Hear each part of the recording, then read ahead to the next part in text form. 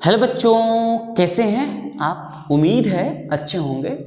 आज हम क्लास 12 का चैप्टर नंबर 2 पढ़ेंगे, जिसका नाम है प्रतिलोम त्रिकोणमितीय फलन।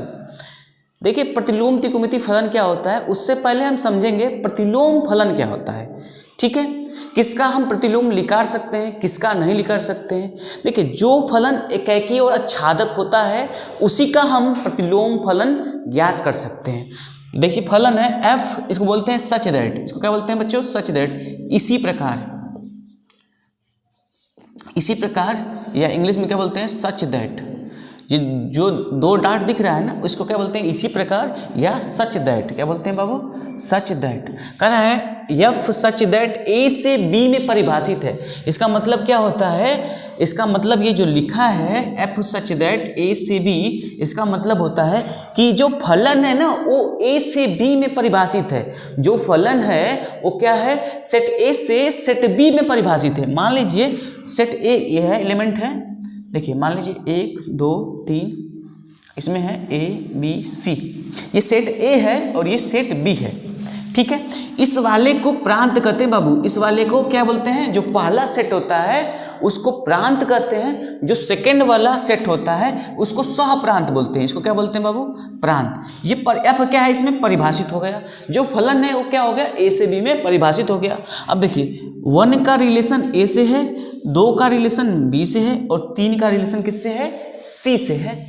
देखिए यहाँ पे 1 का रिलेशन ए से है, 2 का रिलेशन बी से है और 3 का रिलेशन किससे है? सी से। मतलब सेट ए के सभी एलिमेंट के, देखिए सेट ए के सभी एलिमेंट के एक एक क्या है? प्रतिबिंब है। 1 का प्रतिबिंब ए है, 2 का प्रतिबिंब बी है और 3 का प्रतिबिंब क्या है? सी है। तो अब देखिए एक एक लोग को मार दिए। अब देखिए इसमें कोई एलिमेंट नहीं बचता, इसमें जो है कोई एलिमेंट नहीं बचता है। तो क्या होता है? आच्छादक, मतलब छा गया है। इसका मतलब ये आच्छादक भी है।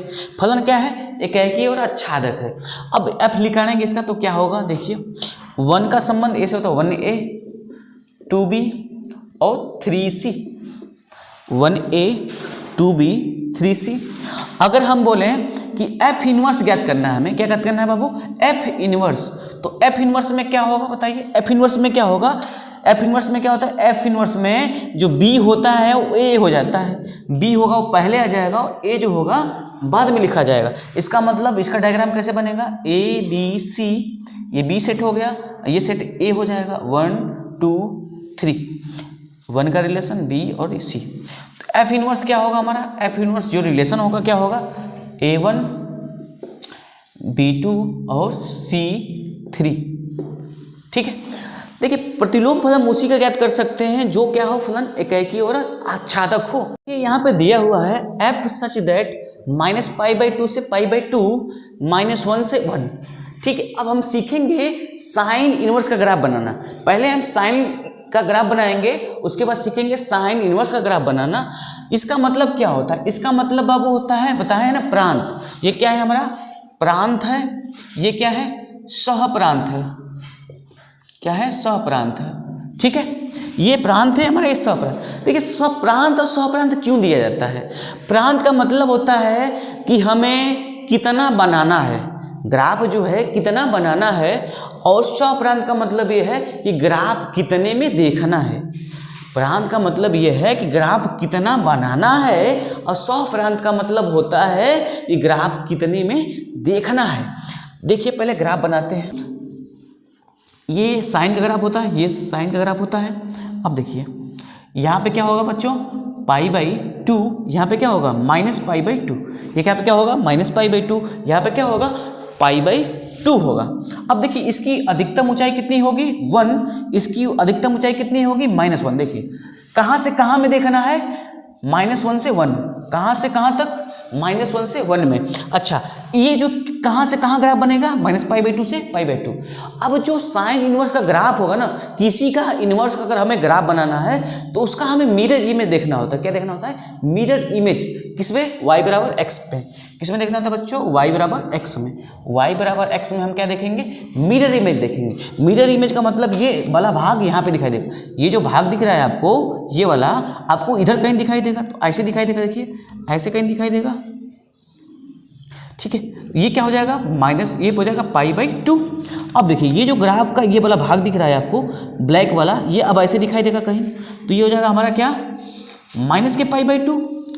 अब देखिए ये अधिकतम ऊंचाई कितनी हो जाएगी, यहाँ से यहाँ 1, यहाँ से यहाँ कितना हो जाएगा -1। चलिए यहाँ पे छोटा सा फिगर लेकर बना देते हैं। देखिए ये हमारा होगा उल्टा फ, समझ रहे हैं, उल्टा फ, ये हो जाएगा हमारा -π/2, ये हो जाएगा π/2। ये अधिकतम ऊंचाई कितनी हो जाएगी बच्चों 1, यहाँ पे अधिकतम ऊंचाई कितनी हो जाएगी -1। ठीक है, अब इसका एफ इनवर्स जब लिखेंगे तो क्या लिखेंगे हम लोग, एफ सच दैट, अब देखिए जो सा प्रांत था अब क्या बन गया प्रांत, मतलब ये यहाँ जाएगा -1 से 1, ठीक है, क्या हो जाएगा -π/2 से π/2, क्या हो जाएगा बच्चों -π/2 से π/2 हो जाएगा। ठीक है, इसका जो ये है ना, देखिए ये रेंज है, ये क्या हो जाएगा परिसर हो जाएगा। परिसर मतलब होता है बच्चों, अब हम एक एग्जाम्पल के माध्यम से समझेंगे।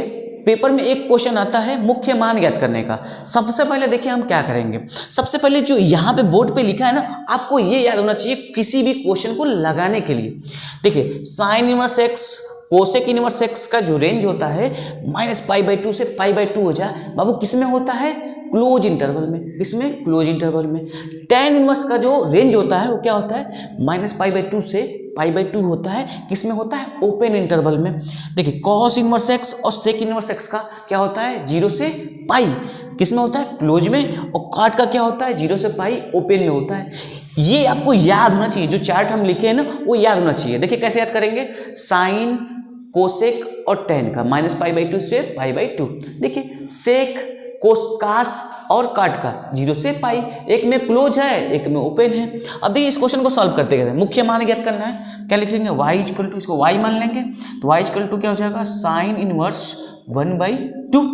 अब इस साइन को इधर भेजेंगे क्या हो जाएगा साइन y, क्या हो जाएगा बच्चों साइन y 1/2। तो ये हो जाएगा। अब बताइए साइन में किसकी वैल्यू होती है बच्चों, साइन में किसकी वैल्यू 1/2 होती है, साइन 30 की, किसकी होती है साइन 30 की। लेकिन इसको हमें किस में लिखना है रेडियन में, तो क्या लिखेंगे साइन π/6, क्या हो जाएगा साइन π/6। तो y का मान देखिए साइन साइन कैंसिल, तो y इक्वल टू क्या हो जाएगा π/6, y इक्वल टू कितना हो जाएगा π/6, मतलब साइन इनवर्स 1/2 का मुख्य मान क्या होगा π/6। और ध्यान दीजिएगा एक बात बहुत नोट की बात है, देखिए sine inverse x not equal to 1 sine x. देखिए इसका मतलब ये नहीं कि पावर है, साइन इनवर्स एक्स नहीं इक्वल है किसके 1/sin के, इसका कभी मत समझिएगा। और देखिए साइन इनवर्स एक्स इसका मतलब ये भी नहीं है कि साइन इन एक्स के पावर -1 है, ध्यान दीजिएगा पावर नहीं है, ये फंक्शन है। ये क्या और एग्जाम्पल से हम इसको बेहतरीन तरीके से समझ सकते हैं। जैसे लिखा है साइन इनवर्स -1/2, इसको क्या मान लेंगे बाबू y, तो हो जाएगा y equal to sine inverse -1/2। अब इसको इधर भेजेंगे तो क्या हो जाएगा साइन y इक्वल टू क्या हो जाएगा हमारा -1/2। तो साइन y किसकी वैल्यू होती है बाबू साइन π/6 की, किसकी बच्चों π/6 की, क्योंकि साइन 30 का मान 1/2 होता है। अब ध्यान दीजिएगा, यहाँ पे ध्यान देने वाली बात है। अब ये हो जाएगा साइन y, ये हो जाएगा साइन -π/6। अब ये देखिए कि जो साइन है, जो साइन होता है हमारा, क्या कहाँ से इसका रेंज है -π/2 से π/2। क्या साइन, देखिए साइन कोसेक टेन निगेटिव आ सकता है, निगेटिव इसका आंसर आएगा, लेकिन कास सेक कॉट का कभी भी निगेटिव आंसर नहीं आएगा। तो y इक्वल टू क्या हो जाएगा -π/6। ठीक है, क्या लिखेंगे y बिलोंग टू क्या -π/2 से π/2। इसका मतलब ये अपने रेंज में है, क्या है बच्चों ये अपने रेंज में है। अब इस दूसरे वाले क्वेश्चन को देखते हैं और क्लियर हो जाएगा। देखिए कॉस इनवर्स -1/2, इसको क्या मानेंगे बच्चों y, इधर आएगा तो क्या हो जाएगा कॉस y। अब ये कितना हो जाएगा -1/2 हो जाएगा कॉस y। अब बताइए कास में किसकी वैल्यू 1/2 होती है, तो कास 60 की होती है। कॉस 60 का मतलब होता है बच्चों, कॉस 60 का मतलब होता है π/3। कॉस 60 का मतलब क्या होता है बच्चों π/3, और साइन कॉस 90 का मतलब होता है π/2, मतलब π/2 90 का होता है। ठीक है, अब देखिए क्या कास नेगेटिव हो सकता है बच्चों, नहीं, क्या 0 से π, इसका रेंज क्या है बाबू 0 से π। इसको मतलब इसको हमें पॉजिटिव करना पड़ेगा, तो क्या लिखेंगे कॉस y, इसको लिख सकते हैं cos pi minus pi by 3, मतलब 180 minus theta, minus cos theta होता है ना, कॉस 180 माइनस थीटा क्या होता है, माइनस कॉस थीटा होता है। तो हो जाएगा y इक्वल टू, घटा देंगे तो कितना हो जाएगा 2 पाई बाई 3, क्या हो जाएगा 2 पाई बाई। हमें कॉट इनवर्स -1 का मुख्य मान ज्ञात करना है। देखिए बच्चों, 1 नंबर का पेपर में ये क्वेश्चन आता है, आप सीख लेंगे इजी तरीके से। देखिए क्या मानेंगे, सबसे पहले y, क्या मानेंगे बच्चों y। अब इस काट को इधर भेजेंगे तो क्या हो जाएगा कॉट y, क्या हो जाएगा बच्चों कॉट y -1।